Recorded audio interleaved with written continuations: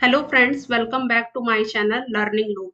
आज की इस क्लास में हम जानेंगे functioning of a computer system. तो स्टार्ट करते हैं। बेसिकली जो कंप्यूटर सिस्टम के जो फंक्शंस होते हैं वो चार होते हैं। कौन कौन से होते हैं? Input function, processing the data, output function and data storage.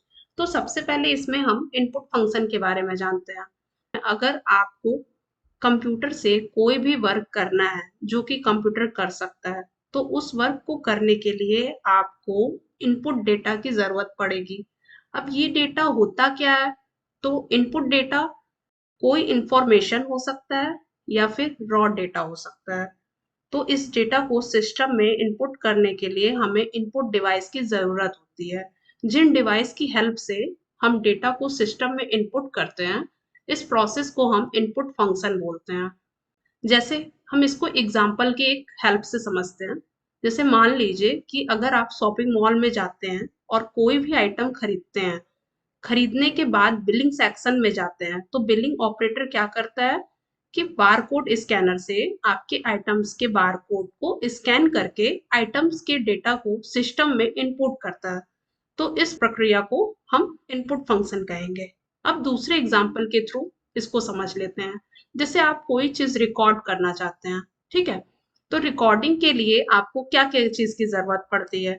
अगर आप कोई वीडियो रिकॉर्ड करना चाहते हैं तो आपको वेबकैम की जरूरत होगी। अगर आप वॉइस रिकॉर्ड करना चाहते हैं तो आपको माइक्रोफोन की जरूरत होगी। तो अपने वीडियो और ऑडियो को रिकॉर्डर के थ्रू आप सिस्टम में इनपुट करते हैं, जिससे आपका जो डेटा होता है वो रिकॉर्ड होकर आपके सिस्टम में पहुंच जाता है। तो इस प्रक्रिया को भी हम इनपुट फंक्शन कहेंगे। ओके। नेक्स्ट आपका आता है प्रोसेसिंग द डेटा।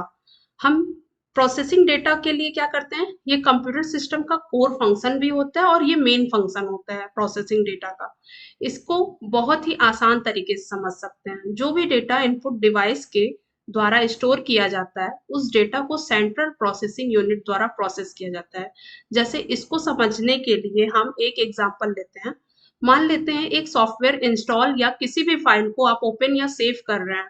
इस प्रक्रिया के दौरान जो भी समय लगता है, उस समय आपका सिस्टम आपकी सेंट्रल प्रोसेसिंग यूनिट डेटा का प्रोसेस कर रहा होता है। इस पूरी प्रक्रिया को जो सेंट्रल प्रोसेसिंग यूनिट द्वारा की जाती है वो प्रोसेसिंग डेटा होता है। ओके।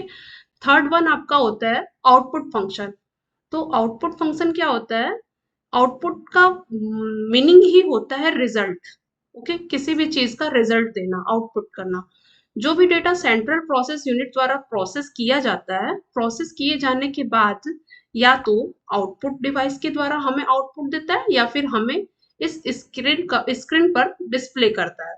आउटपुट डिवाइस के द्वारा जो भी डेटा हमें आउटपुट के रूप में मिलता है, या तो वो सॉफ्ट हो सकता है या वो हार्ड हो सकता है। तो इस पूरी प्रक्रिया को हम आउटपुट फंक्शन कहते हैं। अब हम आखिरी और महत्वपूर्ण डेटा स्टोरेज के बारे में जानते हैं।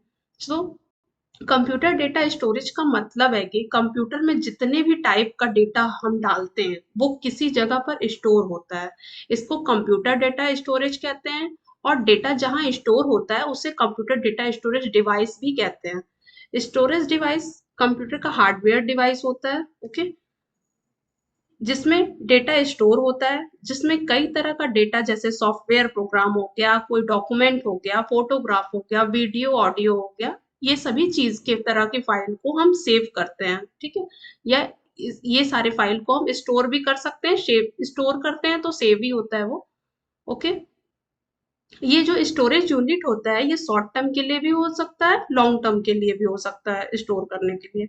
Data storage unit central processing unit को डेटा प्रोसेसिंग के लिए सेंड करता है। वो प्रोसेसिंग के बाद डेटा स्टोर भी कर सकता है। तो इस तरह से डेटा स्टोरेज यूनिट का वर्क होता है। ओके।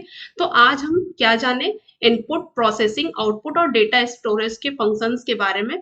जो कंप्यूटर सिस्टम का मेन फंक्शन होता है इन्हीं चार पे चलता है, यही प्रोसेस होता है। ओके। नेक्स्ट में हम जानेंगे इनपुट फंक्शन, आउटपुट फंक्शन, इन सारे डिवाइसेस के बारे में एक्सप्लेनिंग करेंगे। ओके। आज की क्लास में बस इतना ही। ओके। नेक्स्ट क्लास में मिलते हैं। Thank you.